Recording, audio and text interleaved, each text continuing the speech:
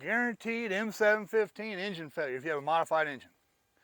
I drove this truck with the stock engine, stock drivetrain, and Forest Service white paint on it daily to work for more than 2 years.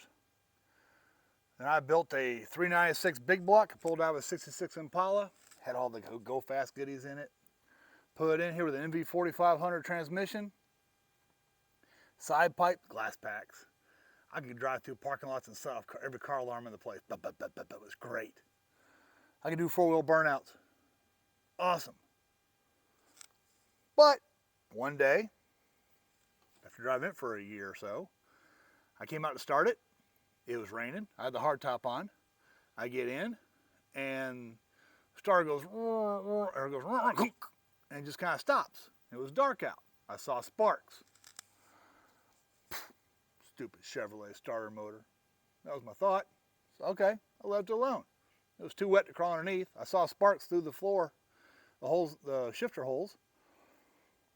The transfer case shifter holes. There was no boot on those. Okay, no problem. Next day, I tried again. That's all it does.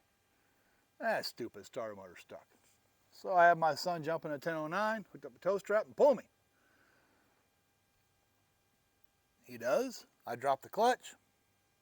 Back tires lock. I got a Detroit locker on the back, the Dana 70 in the back of this thing. It just bounced. So I yell, faster! He gets going faster. I drop the clutch. Engine starts turning. It almost starts. And then the most horrible sound, mechanical sound you can imagine happened. I pushed the clutch in. It's like, hold on, hold on. We raised the hood, and you could see the outline of the frame rails in oil on the ground. And there was a rod sticking out each side of the oil pan. Okay? So much for the 396 big block. I put a 6.2 in here. And time I got the 6.2 in and running, I finally tore down the 396, found out what was wrong with it. Because I couldn't figure it out.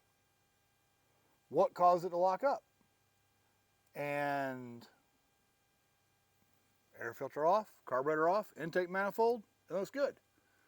But then the number 7 and number 8 cylinders on the heads had rust in them. Like, how'd water get in there?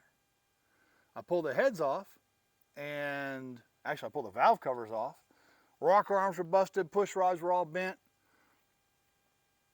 and pulled the heads off, and those were the pistons that were no longer connected to rods. What happened? What happened is, when you put the windshield down, this footman loop right here is, there's a strap that goes, mounts on, I got on my windshield, you can see the tab hang up in the glass. That holds the windshield down. And here's the threads, the plate that it goes onto. Well, turns out this thing was right above the air cleaner stud on my big block. Water ran through there, down the stud, through the carburetor, into some cylinders, and filled up 7 and 8. I was hydrolocked, didn't know it. I put the 6.2 in here, and I took this apart. Well, actually, when I painted the truck, I need to repaint it again. Painted it 16 years ago. I need to do it again. I tried putting silicone in here. It vibrated itself loose. The heat did it too. I've tried putting O-rings on there. But you can kind of see the water in here. We had about 1.5 inches of rain, and it was up to the line right here when I got out this morning.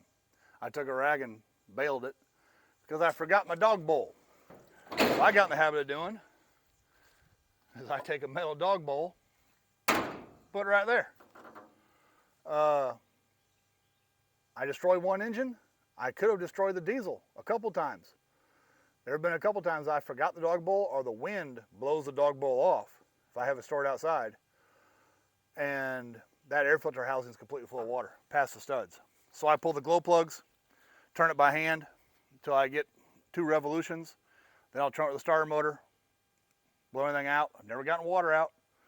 Put the glow plug back in, it'll fire right up.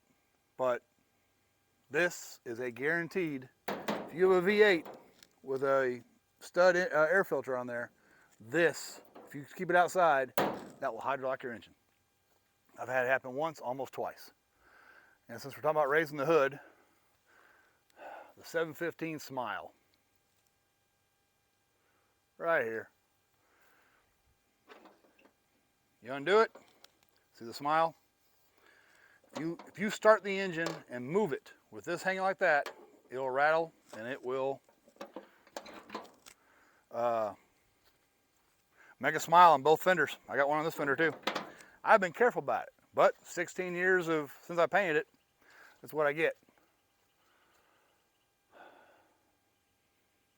If you have a V8 with a center mount air filter over the V, find some way to cover up the footman loop, seal the footman loop that I haven't thought of yet, keep it inside. Or make a remote filter, make a fording kit on it. Just a helpful 715 hint.